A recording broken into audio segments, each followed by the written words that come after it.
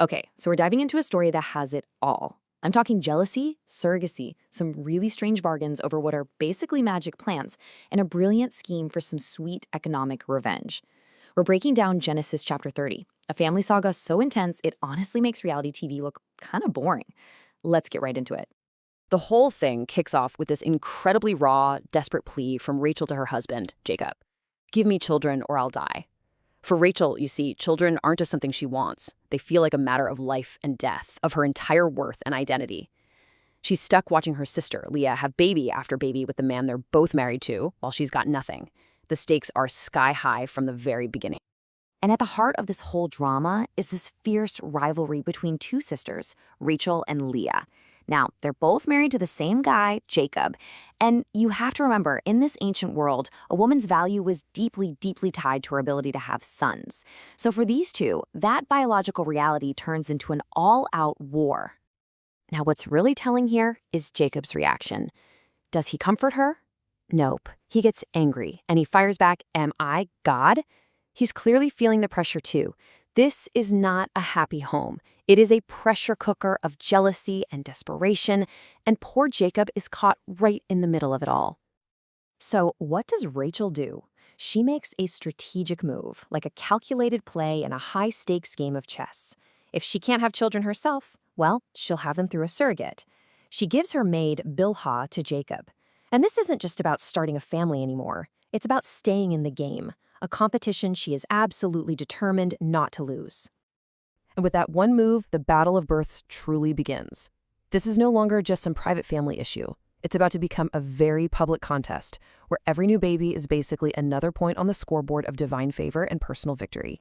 And this is where you can literally see the baby scoreboard in action. I mean, the names they choose for these kids say everything. When Rachel's servant has a son, she names him Dan, declaring God has vindicated her. Then comes Naphtali, and Rachel explicitly says, "I have struggled hard with my sister, and I'm winning." These aren't just names, they are victory shouts in a domestic war. Of course, Leah sees Rachel's scoring points, and there's no way she's going to be outdone. When she realizes she's not getting pregnant anymore, she plays the exact same card. She gives her servant, Zilpah, to Jacob, and boom, the surrogate battle just escalates. Leah quickly adds two more sons, Gad and Asher, to her side of the family tree. Just when you think things can't possibly get any stranger, the story takes a really bizarre turn. The competition for sons is about to be negotiated with a very, very peculiar currency, a mysterious plant. So Leah's son, Reuben, finds these things called mandrakes out in a field. Now, back in the ancient world, mandrakes, which are these plants with roots that sometimes look like a little person, were thought to be a kind of fertility booster. So for the still childless Rachel, this is like finding a winning lottery ticket. She absolutely has to have them. And so a deal is struck. It's a cold, hard transaction. Rachel gets the mandrakes, the potential key to finally having a baby, and in exchange, Leah gets to spend the night with their husband, Jacob. It's just a heartbreaking look into how far this rivalry has pushed them. So here's the kicker. The deal pays off right away, but for Leah, she gets pregnant again and has Issachar, which means reward, and then Zebulun, meaning honor. She also has a daughter, Dinah. With 6 sons now, she feels like her position is finally secure. So the mandrakes worked, just not for the woman who actually bought them. But then, after all the striving, the surrogates, the strange bargains, the story pivots. The text says God remembered Rachel. She conceives and gives birth to a son of her very own, Joseph. And she names him that because it means, "may he add," basically a prayer that this won't be her only child. The long, bitter battle finally brings her that moment of personal victory she's been so desperate for. And with the birth of Joseph, the whole focus of the story shifts, big time. The sister rivalry seems to cool down, but a new conflict heats up. And this time, it's Jacob going head-to-head with his father-in-law, the very shrewd and manipulative Laban. This isn't a battle for children anymore. Now, it's a battle for wealth. So Jacob decides it's finally time to leave. He's worked for Laban for years and years, earning his wives and children. He's ready to go home, to start his own life, to be his own man. But, as you can probably guess, it's not going to be that simple. Laban's response is just pure manipulation. He butters Jacob up, admitting, "Hey, my whole fortune is thanks to you and God's blessing on you."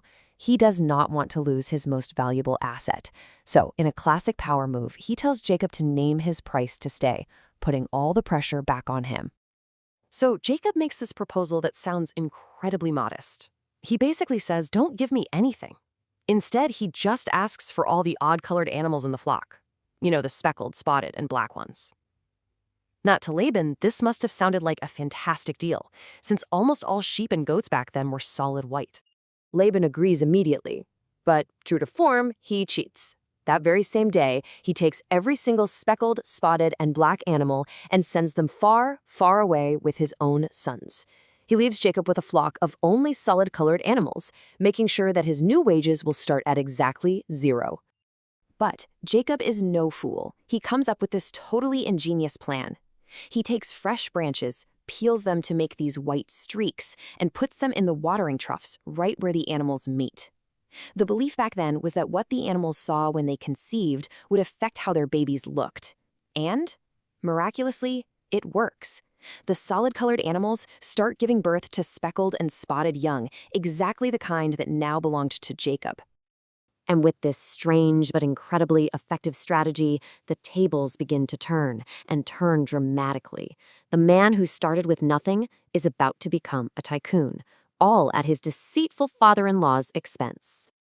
But here is the masterstroke. This is the final brilliant detail of Jacob's plan. He didn't use those branches all the time. Oh no. He only put them out when the strongest, healthiest animals were mating. The weaker animals, they mated without the branches. So what happened? The weak offspring belonged to Laban, while all the strong, speckled offspring belonged to Jacob. It was a genius, ancient form of selective breeding. The result was just astonishing. Jacob's personal flock exploded in size and strength. He quickly gathered this enormous fortune, not just in animals, but in servants, camels, and donkeys. He completely outsmarted the man who tried to cheat him from the very start. The text puts it so simply, but so powerfully. Jacob became very wealthy. In the end, through a combination of, well, what seems like divine blessing and some incredible human cunning, the underdog came out way on top. So, what do we take away from all this? This story is just this tangled web of raw human emotion and ambition. It shows people using any means they can think of, deceit, surrogacy, weird bargains, to get what they desperately want. So the question is this a masterclass in cunning and strategy, or is it a testament of faith and divine favor? Or maybe, just maybe, it's a bit of both. Is it possible that in this ancient story, faith and cunning are just two sides of the same coin? That's for you to decide.